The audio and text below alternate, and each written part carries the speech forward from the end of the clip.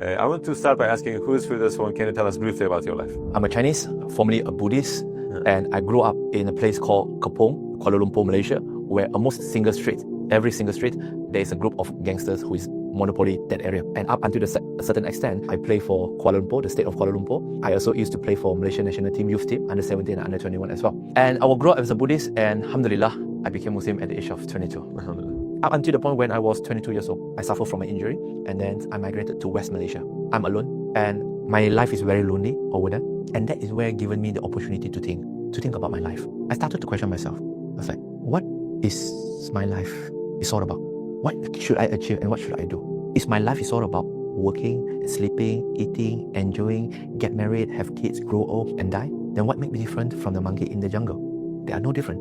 So I have questions, but I dare not to make up conclusions. So I asked my friend, who is a Muslim, I asked, bro, me as a Chinese last time, we have God's statue in front. We worship that. So for you as a Muslim, what do you worship?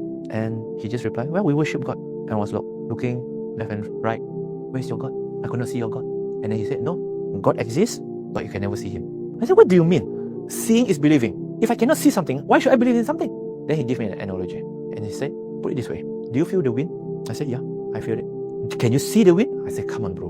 Look at the tree, look at the branch, look at, the leaf. It's moving. That's the wind. What other evidence do you need? And then he said, no, those things that you see moving is not the wind itself.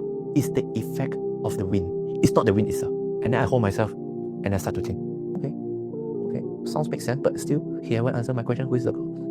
And then he continued, and he said, now, just imagine, that is the wind that God created, yet you cannot see the wind, but you can see the effect of the wind, and you can feel the blowing of the wind. Then what makes you think you can see the God that created the wind? You feel His existence.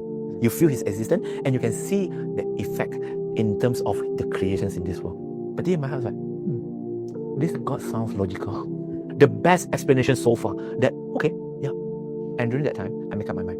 This is the God that I think. During that time, I'm still using the word I think. I think is the right God. This concept of God have already fulfilled the criteria that I want. I don't have to read other books. I don't have to understand. Unless, because most of the religion that I know during that time have a concept of God where God is in the form of a human or animals.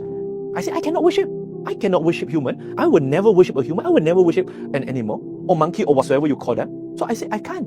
So since I already can't, and these explanations have already fulfilled the criteria that I have in my mind,